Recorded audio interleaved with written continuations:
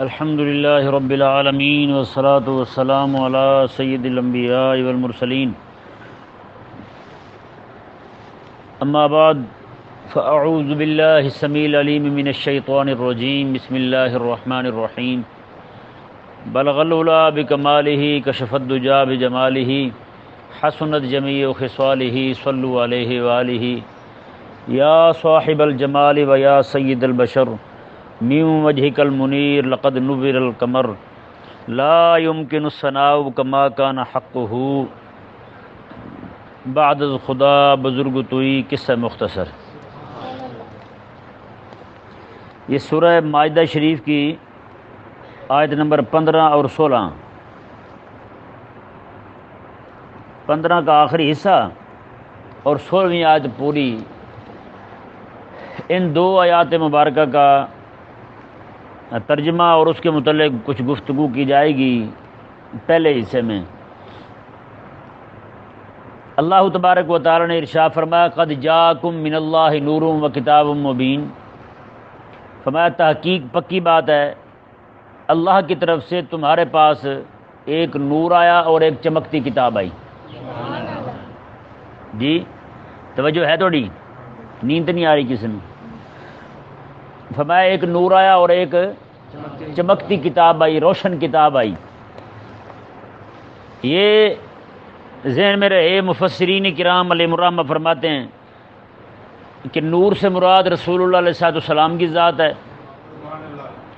اور کتاب سے مراد رب کا قرآن ہے، ایک قول۔ دوسرا قول یہ ہے کہ وہ فرماتے ہیں کہ نور سے مراد بھی قرآن ہے اور کتاب سے مراد بھی قرآن ہے۔ نہیں سمجھ آیا؟ نور سے مراد بھی قرآن ہے، میرے دیکھ، نور سے مراد بھی قرآن ہے اور کتاب سے مراد بھی قرآن ہے۔ یہ دو قول ہو گئے۔ تیسرا قول جو ہے وہ حضرت سیدنا شیخ محقق علی الاطلاق شیخ عبداللہ محدث دہلوی رحمہ اللہ کا ہے۔ آپ فرماتے ہیں کتاب بھی حضور ہیں اور نور بھی حضور ہیں۔ ہیں جی، کتاب بھی حضور ہیں اور نور بھی حضور ہیں۔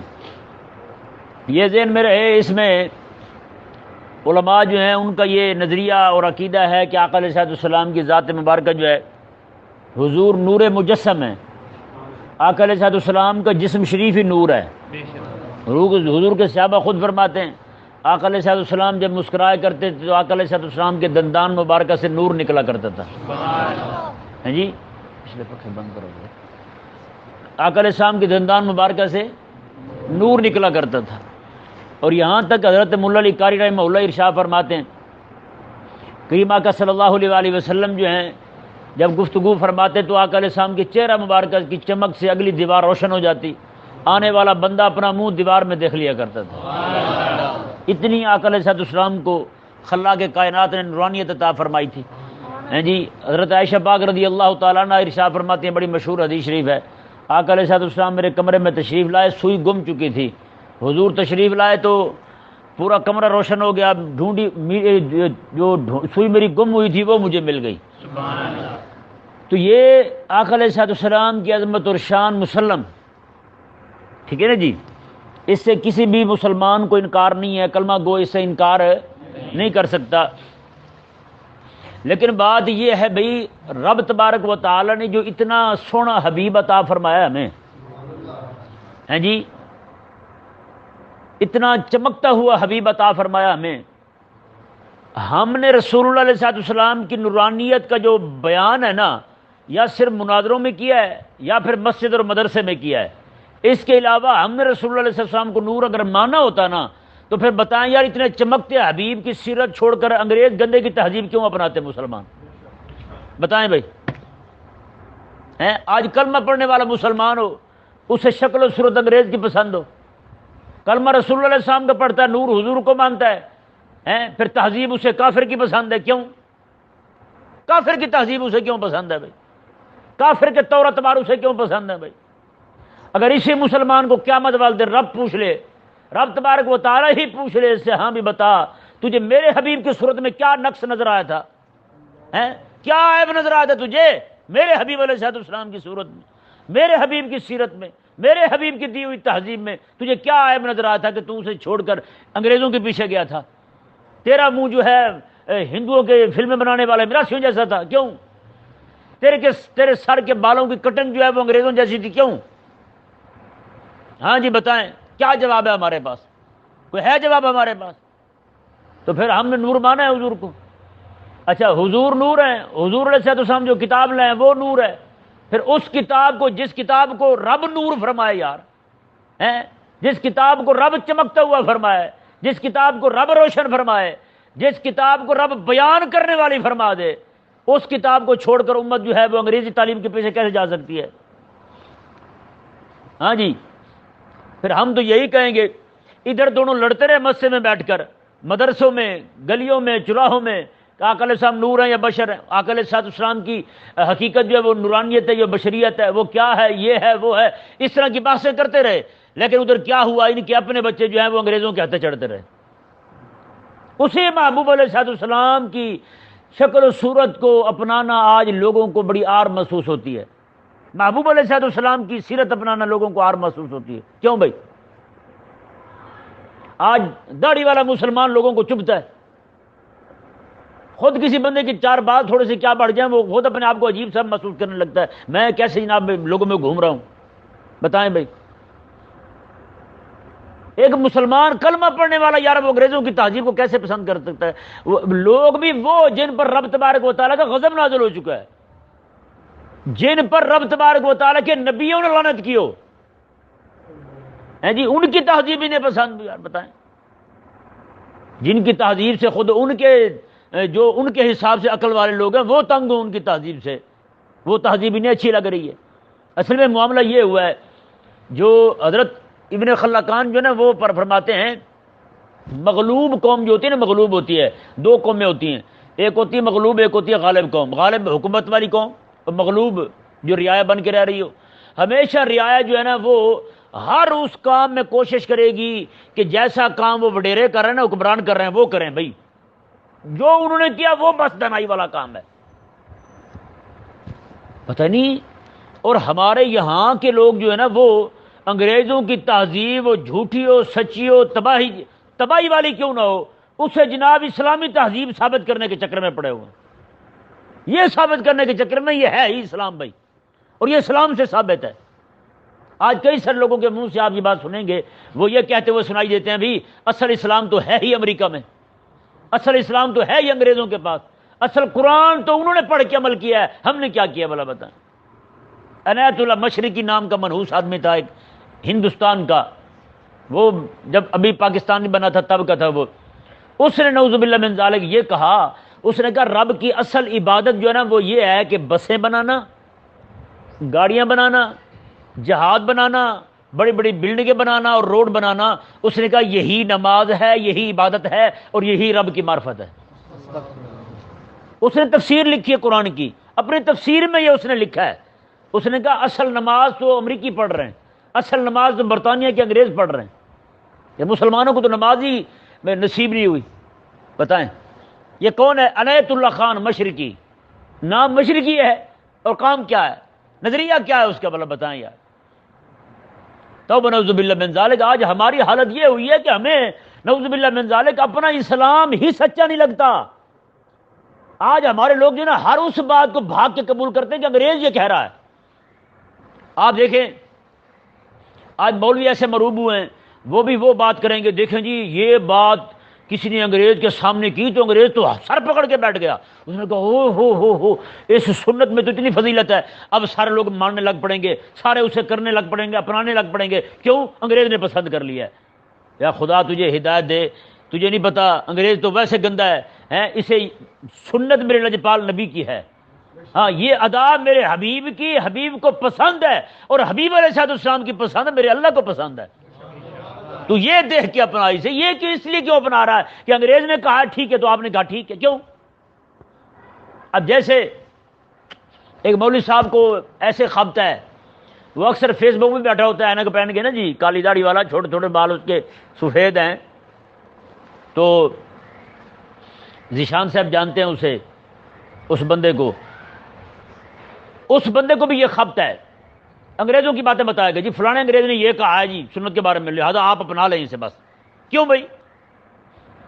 ایک بندہ جو ہے نا وہی جو دھن مکڑا وہی بیان کر رہا تھا، کہنے لگا جی ایک انگریز جو ہے نا ایک مسلمان بیت الخلاء جانے لگا تو اس نے سر پہ ٹوپی پہن لی، ٹوپی پہن کے بیت الخلاء جانے لگا تو اسے کسی نے کہا کہ انگریز دیکھ رہا تھا، بہت بڑا فلسفی تھا، دانا تھا، اس نے کہا جی یہ کیوں جی ٹوپی پہن کے کیوں جا رہے ہو؟ اس نے کہا ویسے پہن کے جاتے ہیں جی، ہمارے نبی کا حکم ہے۔ اس نے کہا اچھا، کہتے جی انگریز تو حقہ بکا نہیں ہو گیا؟ اس نے کہا کیوں، کیا ہوا تجھے؟ کہتے جی انگریز کہنے لگا کہ یہ جب بندہ بیت الخلاء جاتا ہے نا، جب قضائے حاجت کرتا ہے اس سے ایک خاص جراثیم نکلتے ہیں، اس نے کہا وہ جراثیم سیدھے بالوں کی جڑوں میں جا کے داخل ہوتے ہیں، تو بندے کے جڑ جو ہیں بال جو ہیں وہ سارے کمزور ہونے شروع ہو جاتے ہیں، بعد میں بندہ پھر بندہ نہیں رہتا، وہ نواز شریف گنجا ہو جاتا ہے۔ تینوں کیوں ہے ساری گفتگو کوئی سمجھ نہیں ہے، نواز شریف والی گل سمجھ آ گئی نہیں۔ ہاں کہتے جی بندہ جو ہے نا وہ گنجا ہو جاتا ہے بعد میں پھر۔ اس نے کہا واہ واہ واہ، اب دیکھیں جی انگریز بھی مان گیا اسے۔ نہ بھائی نہ، یہ نہیں، ہم نے قرآن اور حدیث کو اس لیے نہیں ماننا کہ انگریز مان رہا ہے، ہم نے قرآن حدیث کو اس لیے ماننا کہ ہمارے رب اور اس کے حبیب کا حکم ہے، بس ایمان اسی چیز کا نام ہے۔ یہ کیا ہوا بھائی؟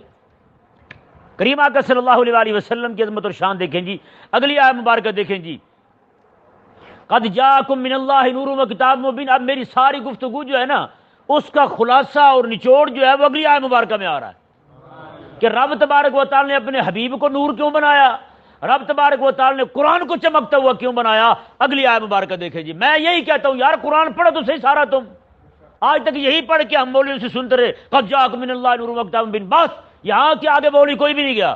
آگے دیکھیں جی رب تبارک و تعالی کیا فرماتا ہے، میں حبیب نور ہے، قرآن چمکتا ہوا ہے، کیوں؟ اللہ اکبر، میں یہدی بہ اللہ من اتبع رضوانہ، تاکہ اللہ تبارک و تعالی جو ہے جو بندہ رب کی رضا چاہنے والا ہونا، ہر وہ بندہ جو رب کو راضی کرنے والا ہو، رب تبارک و تعالی قرآن کے ذریعے اپنے حبیب کے ذریعے اسے ہدایت دے دے۔ حبیب نور اس لیے ہے تاکہ حبیب ہدایت کا راستہ دکھائے، ہیں جی، حبیب چمکتا ہوا اس لیے ہے تاکہ حبیب کریم علیہ السلام ہدایت کا راستہ دکھائیں، اور قرآن چمکتا ہوا اس لیے ہے کہ قرآن ہدایت کا راستہ دکھائے۔ آگے دیکھیں جی، اور فرمایا رب تبارک و تعالی نے سبل السلام، اور سلامتی والے راستے دکھائیں۔ کون؟ قرآن بھی، حبیب رحمان بھی۔ قرآن نور اس لیے ہے، حبیب چمکتا اس لیے ہے تاکہ چمکتا ہوا حبیب آگے آگے جائے گا تو پیچھے راستہ سب کو دکھائی دیتا جائے گا۔ ہاں جی، آیا مزہ سن کے آیت آ رہی ہے۔ آگے دیکھیں جی، اور فرمایا رب تبارک و تعالی نے حبیب نور کیوں اور قرآن چمکتا ہوا کیوں؟ وَيُخْرِجُهُم مِّنَ الظُّلُمَاتِ إِلَى النُّورِ، میں چمکتا ہوا حبیب جو نور لا نور ہے اور چمکتا ہوا قرآن جو ہے یہ بھی اپنی محبوب کی امت کو پکڑ کے اندھیروں سے نکال کر نور کی طرف لے جائیں۔ اب دیکھیں جی، اگر ہم نے حبیب کریم علیہ السلام کو نور مانا ہوتا تو انگریز کی گندی تہذیب کی طرف کبھی بھی نہ جاتے، انگریز کے گندے فنون کی طرف کبھی بھی نہ جاتے، انگریزی طریقے کی طرف نہ جاتے، انگریزی معاشرے کو نہ اپناتے ہم۔ کیوں؟ اگر انگریزی معاشرے کو اپنا لیا ہم نے تو پھر یہ یقین کریں ہم اندھیرے میں کھڑے ہیں۔ اگر ہم نے حبیب کریم علیہ السلام کا دامن تھاما ہوتا مضبوطی کے ساتھ، اسے بالکل تکڑے انداز کے ساتھ، تو پھر ہم ایسے اندھیرے میں نہ ہوتے۔ رب تبارک و تعالیٰ کا یہ وعدہ ہے، میں جو بھی بندہ رب کو راضی کرنا چاہتا ہے نا، رب تبارک و تعالیٰ چمکتے قرآن کے ذریعے اور نور اللہ نور حبیب کے ذریعے اسے اندھیرے سے نکال کر نور کی طرف لائے گا۔ یہ رب کا وعدہ ہے، یہ رب کا وعدہ ہے بھائی۔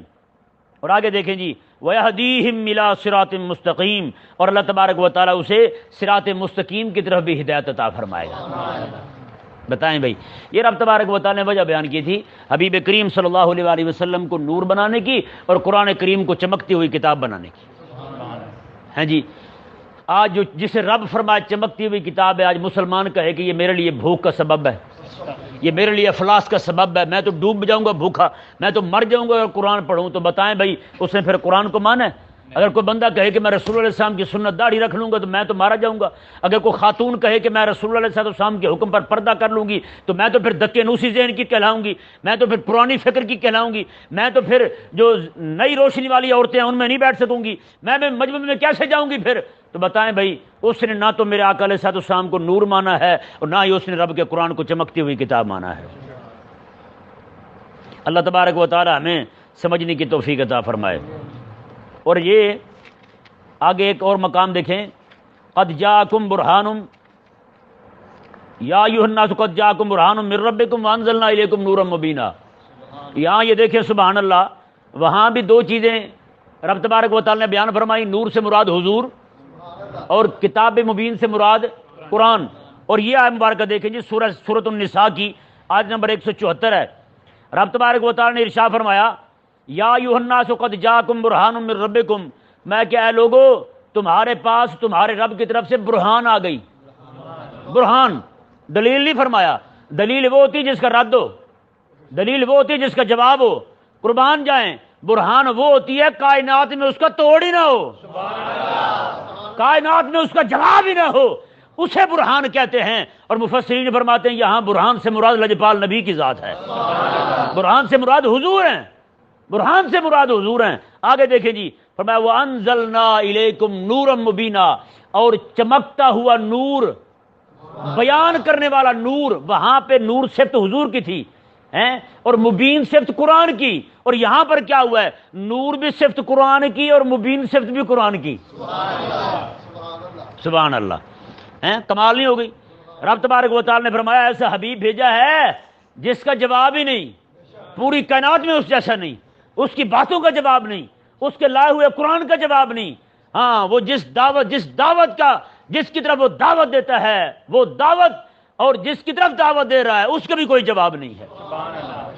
ہاں جی، اب بے مثل حبیب ہو، بے مثال حبیب ہو، جس کا جواب ہی نہ ہو پوری کائنات کے اندر. یار اس کی تہذیب کو لوگ بھول جائیں، ایسا کیسے ہو سکتا ہے؟ اس کے دیے ہوئے دین کو لوگ چھوڑ جائیں، اس کے دیے ہوئے نظام کو لوگ چھوڑ جائیں، ایسا کیسے ہو سکتا ہے بھلا؟